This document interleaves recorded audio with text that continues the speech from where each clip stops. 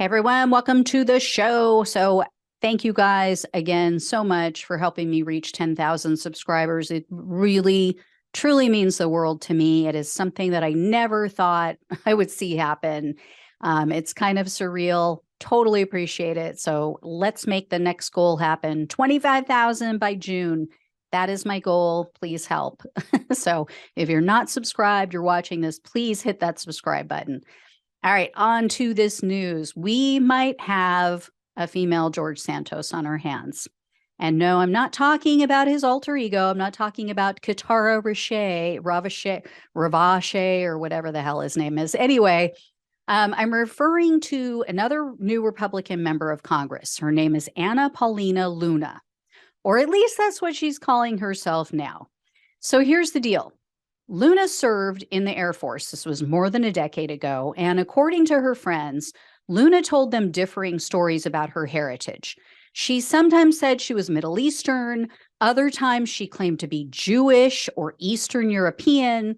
She also, at the time, went by the last name of Meyerhofer or Meyerhofer. I'm not sure. I think it's Hofer. But shortly before she ran for Congress, she changed her last name to Luna.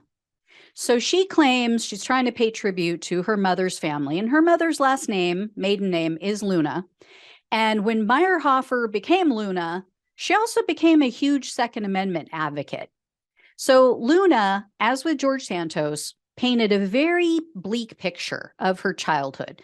She told conservatives that her father was in and out of prison, so she didn't have much of a relationship with him. But the Washington Post can't find any record of felony charges. They can't find any prison sentences for Luna's father, which is George Meyerhofer, at least not in California, which is where she said they all lived. Luna also said that she and her mother lived in low-income Southern California neighborhoods where she had very little extended family and they struggled to get by.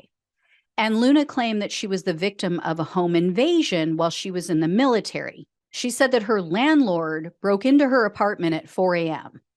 But Luna's family and her friends and her roommate tell a very different story.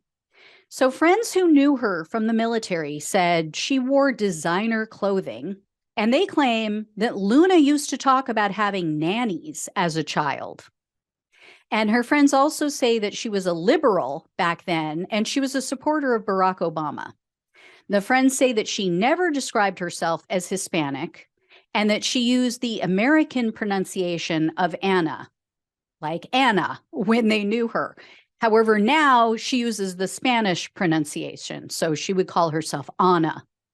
And in fact, one of her military friends told WAPO that their military base, quote, had different organizations for different groups, and we did have an active Hispanic population on base. She wasn't part of that. I know that for sure because we had a lot of friends who were part of that. She's kind of leaning into that now, but that was news to me. And according to one of her cousins, Luna was always included in family get-togethers. They said that she had a lot of interaction with her extended family. Her grandfather used to help take care of her. And according to Luna's aunt, quote, she had everything, what she needed and more. Luna's military roommate also disputes her account of the home invasion. The roommate told a news outlet that they once had a break-in, but neither one of them were home when it happened. And then the roommate also said, quote, she would really change who she was based on what fit the situation best at the time. Another story that doesn't jive with her roommate's version of events is one that Luna told at her victory party. Luna said, quote, when I was stationed in Missouri, I had someone that broke into my house. I didn't have a firearm. It wasn't until I got stationed in Florida that I got my concealed carry. So I have lived in circumstances and in states where gun control was pushed. Luna's roommate, though, says that at the time of the break-in that she remembers, where they weren't home, they each had a gun. And it was given to them, each of the guns were given to them by the roommate's father. So as with Santos, Luna and her office had nothing to say about all of these conflicting stories. Journalists tried to approach them. Luna then issued a statement saying, in part, quote, "Anyone who is a conservative minority is a threat to the leftist control. They can try to discredit me, but unfortunately for them, the facts completely blow their story out of the water." Because, Republicans totally and completely hate identity politics. Now, here's the really funny part. According to the Washington Post, Luna lived in various apartments and homes in Orange County, California. This is where I've lived. This is the area I know very well. It's where I grew up. They say that Luna lived in Irvine, Aliso Viejo, and Santa Ana. So I'm going to have to throw the bullshit flag right here, because Santa Ana, low income, yes, there is low income housing in the city of Santa Ana, but there is no low income housing in Aliso Viejo or Irvine, especially Irvine. Irvine is known as one of the most expensive inland cities for rent and home prices. And Luna's mother maintains that her daughter's account of all of this is accurate. Luna's uncle, on the other hand, her uncle on her father's side, says no, he also disputes her story about her background. And after he pointed out some of these discrepancies online, she went and filed a protection order against him. That was in 2020. Oh, and Luna's paternal grandfather served in the Nazi regime.